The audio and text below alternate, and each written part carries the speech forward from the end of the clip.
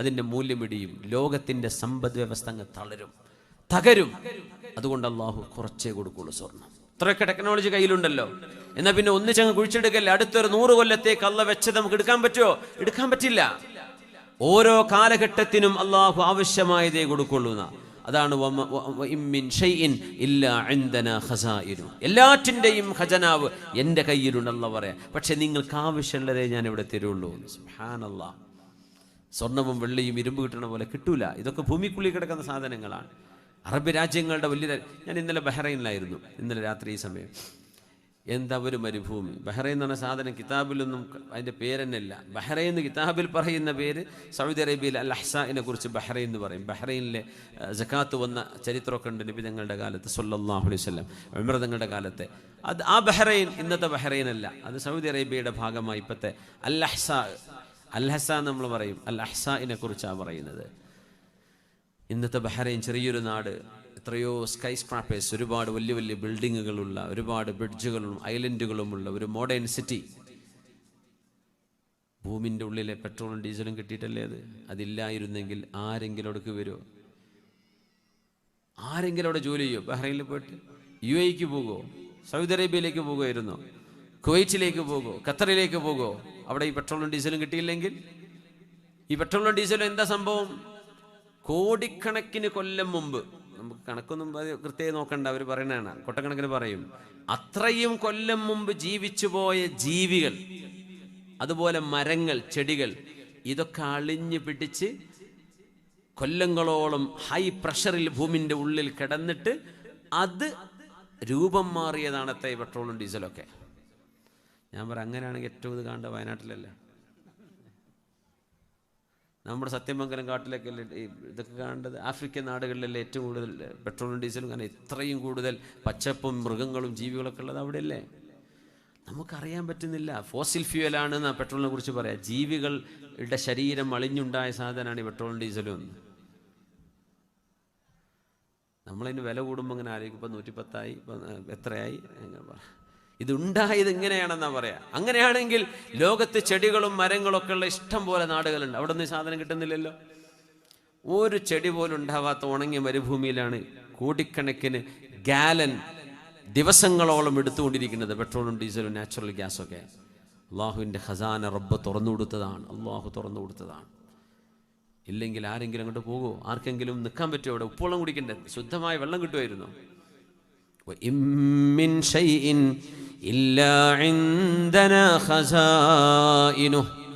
അള്ളാഹു ഭൂമിക്കുള്ളിൽ കിടക്കുന്ന സാധനങ്ങളുടെ ഖസാനകളെ റബ്ബ് അൺലീഷ് ചെയ്ത് തന്നപ്പോഴാണ് നമുക്കത് ആക്സസ് ചെയ്യാൻ പറ്റിയത്.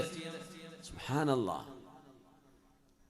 എല്ലാറ്റിൻ്റെയും ഖജനാവുകൾ അള്ളാഹുവേ നിന്റെ കയ്യിലാണ്. തങ്ങളോട് ചോദിക്കാൻ പറയാം, അം ഇൻദഹും ഖസാഇനു റബ്ബിക്. ഗൾഫ് നാടുകളുടെ വലിയ പ്രത്യേകത, നമ്മൾ ഈസാ നബി അലൈഹി സ്വലാം വരുന്നത് കാണട്ടെ, മഹ്ദിമാം വരട്ടെ, ഖിയാമത്തിൻ്റെ അടയാളങ്ങളല്ലേ, അതൊക്കെ കാണാൻ വലിയ കൗതുകത്തിൽ കാത്തിരിക്കുകയാണല്ലേ.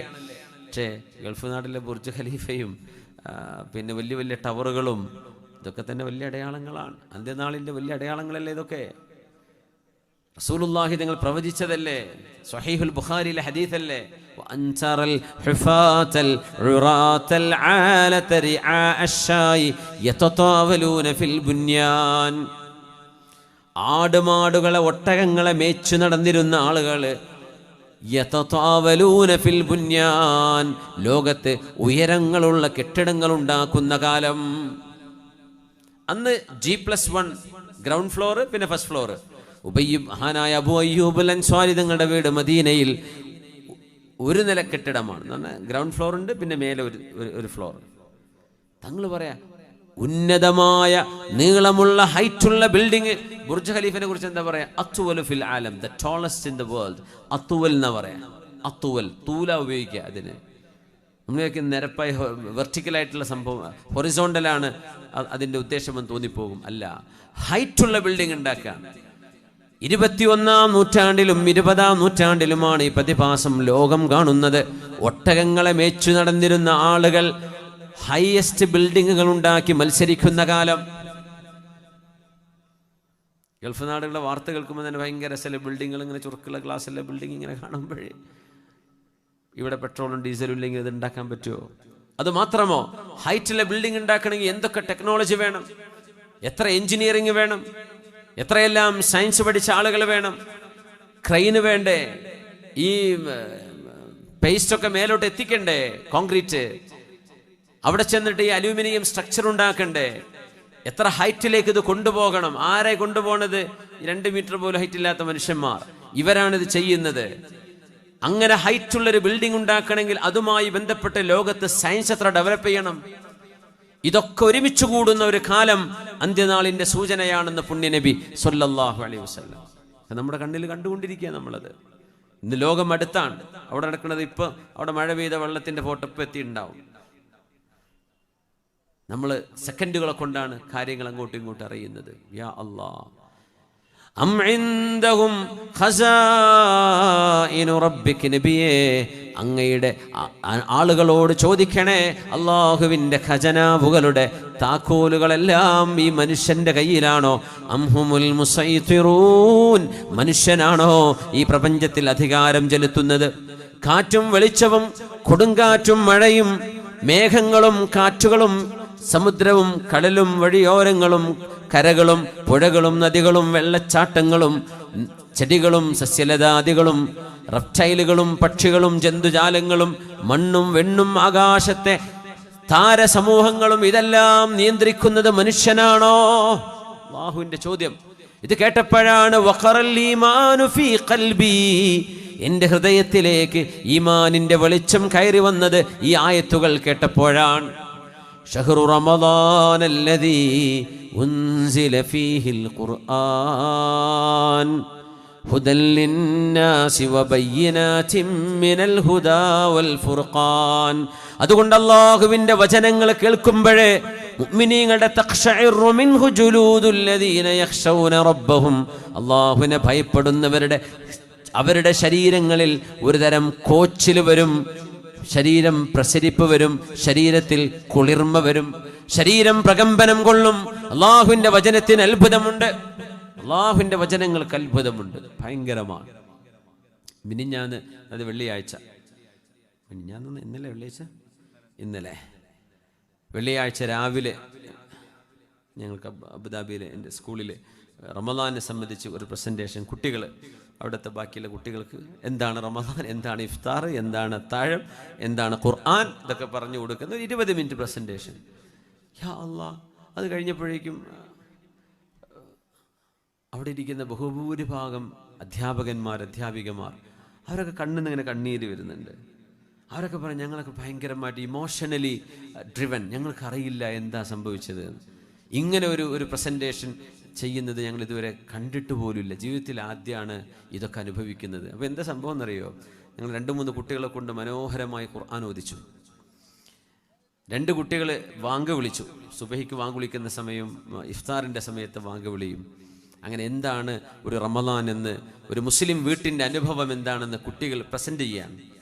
അപ്പോൾ ഈ ഖുർആൻ ഓതുന്ന മധുരം, ഖുർആനിൻ്റെ ഒരു സൈലൻസ്, അതിൻ്റെ ഒരു മനോഹാരിത വേറൊന്നും അവരോട് പറഞ്ഞിട്ടില്ല. ബാക്കിയൊക്കെ ഇംഗ്ലീഷിലാണ്, ഇംഗ്ലീഷുകാരാണ്, സായിപ്പന്മാരാണ് കേൾക്കുന്നതും, പ്രസൻറ്റ് ചെയ്യുന്ന കുട്ടികൾ ഇംഗ്ലീഷുകാരൻ തന്നെയാണ്.